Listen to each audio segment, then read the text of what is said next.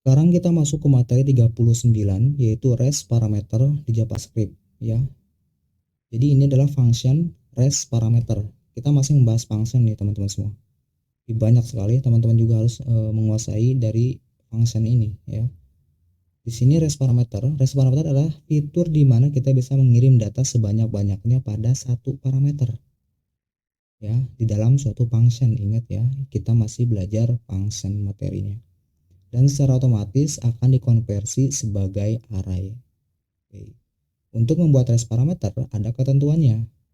REST parameter hanya boleh ada satu di function, tidak boleh lebih ya teman-teman semua. Jadi di dalam satu function itu hanya membolehkan satu REST parameter atau data REST parameter dalam satu function itu. Nah, REST parameter hanya boleh berada di posisi paling akhir, tidak boleh di depan atau di tengah kecuali cuman ada satu parameter saja. Jadi kalau misalkan yang ini kita boleh melakukan banyak parameter di dalam satu function, cuman satu saja yang namanya REST parameter. Jadi beda ya, parameter biasa dengan REST parameter itu beda. Nah, untuk REST parameter, contoh misalkan kita mempunyai 5 parameter di dalam satu function, yang satunya itu REST parameter. Nah, si REST parameter ini tidak boleh disimpan di awal atau di depan dan juga di tengah. Ya, harus di paling akhir ya, berarti di parameter kelima. Gitu.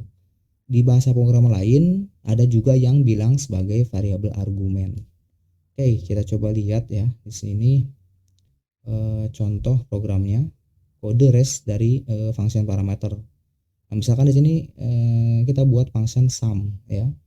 Yang pertama ini adalah name dari parameter pertama ya. Ini bukan REST parameter nih, ini parameter biasa ya, yang diisi dengan name ya, yang dinamai dengan name. Lalu untuk REST parameter kita hanya perlu memerlukan titik-titik tiga ini, titik-titik-titik lalu nama parameternya apa. Nah, ini yang namanya REST parameter. Jadi ada titiknya tiga nih. Nah, ini adalah REST parameter, bukan parameter biasa. Nah, misalkan lalu isiannya di sini adalah total untuk penjumlahan lah ini ya teman-teman semua. For cons item of data, ngambil dari sini total plus sama dengan itemnya yang di looping gitu ya. Lalu di sini di konsol gitulah ya. Terus cara pemanggilannya seperti ini. Yang pertama adalah name dari orange ini adalah masuk ke dalam parameter pertama yaitu orange name yang ini di parsing. Lalu untuk REST parameter ini bisa masuk beberapa data apapun ya. Meskipun di sini ada 2, 3, 4, 5, 7 dan seterusnya, dia akan masuk dirangkum ke dalam suatu yang namanya REST parameter. Ya, teman-teman semua. Biar tidak bingung, kita coba praktekkan. Oke. Kita coba praktekkan. Berarti di sini kita akan buat file dengan nama function REST parameter.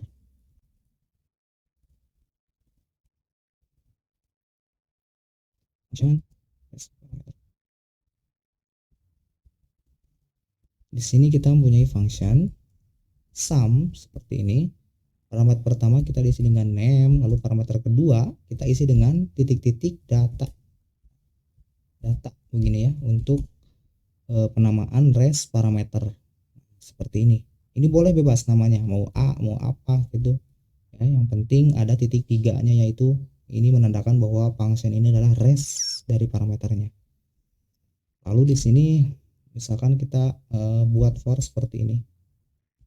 For kita gunakan for misalkan item, menggunakan for of ya, for of item dari datanya gini. Data begini. Lalu di sini kita akan total plus sama dengan dari itemnya gitu. Untuk total kita definisikan dulu let total sama dengan 0 misalkan gitu ya, jadi si total ini memiliki nilai 0 tambahkan dengan item yang ada di dalam data ini. Setelah ini kita konsol saja ini, atau kita dokumen saja deh, dokumen dot writeLine Kita gunakan backtick.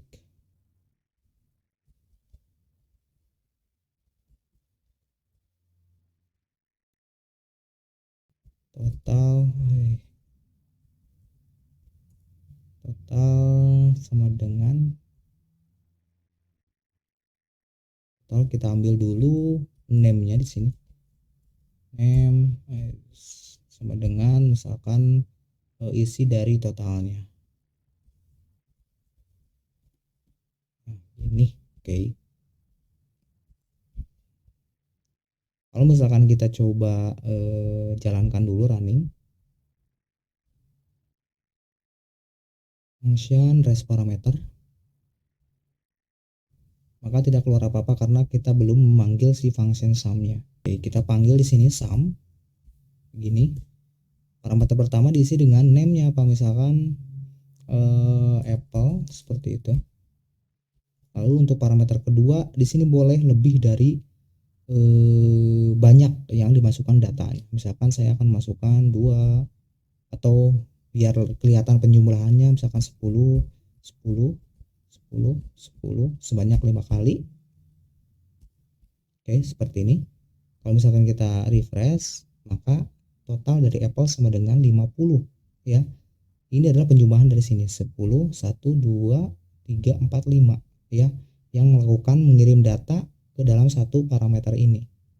Lalu di sini si itemnya ngambil dari data yang ini, data of item dimasukkan ke dalam parameter variabel item. Lalu di sini itemnya ditambahkan total. Nah, gitu teman-teman semua. Jadi ini untuk res parameter di function ya, function res parameter. Jadi kita boleh melakukan seperti ini. Tapi dengan ketentuan harus disimpan di paling belakang untuk res parameter ini ya, jangan di tengah, jangan di depan.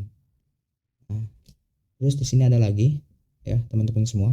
Karena res parameter itu bisa mengirim data array ya, dan juga dia sifatnya seperti array, masukkan ke dalam data ini. Terus di sini gimana kalau misalkan kita juga memiliki tipe data yang berupa array. Nah, jadi kadang kita terlanjur memiliki data yang berupa array misalkan di dalam suatu project atau program kita. Nah, tapi untungnya kita bisa mengirim data array ke res parameter dengan menggunakan apa namanya split syntax. Kita bisa gunakan titik-titik 3 kali diikuti dengan nama arraynya. Fitur ini dinamakan split syntax. Nah, contohnya seperti ini teman-teman semua.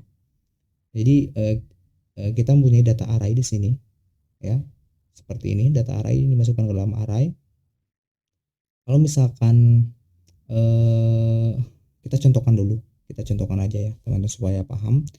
Misal di sini saya punya data array seperti ini nih teman-teman semua. Misalkan saya punya let data array, misalkan namanya gini, yang diisi dengan berapa nih, 10 20 30 misalkan gitu ya. Lalu saya akan panggil lagi sum di sini. Yang pertama array misalkan gitu, untuk isian parameter pertamanya ini adalah data array ngambilnya. Lalu dimasukkan data arraynya di sini. Begini ya. Kalau misalkan kita refresh, nah maka totalnya jadi gini, total array yang dipanggil di function ini, lalu dimasukkan data array yang berisi nilai array, maka jadinya seperti ini 0, 10, tidak melakukan penjumlahan di dalam suatu fungsi yang sudah kita buat ya. Dicetaknya malah seperti ini. Nah, solusinya kita menggunakan split syntax ya untuk penggunaan arraynya. Jadi split syntax kita tinggal tambahkan saja di sini titik 3 seperti ini. Titik 3. Kalau misalkan kita refresh, maka hasilnya 60.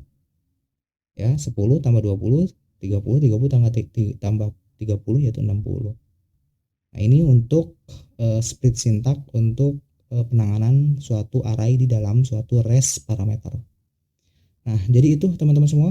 Semoga teman-teman bisa memahaminya apa itu fungsi res parameter di JavaScript ya. Sampai ketemu lagi di video selanjutnya.